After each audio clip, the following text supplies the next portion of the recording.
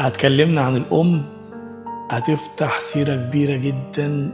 أنا كنت نفسي أتكلم فيها. أمي دي كانت كل حاجة في حياتي، أمي دي كانت سر نجاحي، أمي ديّة كانت أعظم أم في الدنيا، عمري في حياتي ما هانساها، عمرها ما فرقت خيالي ثانية. دايمًا بابقى في أي موقف، إذا كان موقف فرح والّا إذا كان موقف حزن أو أي موقف في حياتي، دايمًا باشوفها قدّام منّي. ما عرفتش قيمتها غير لمّا راحت منّي.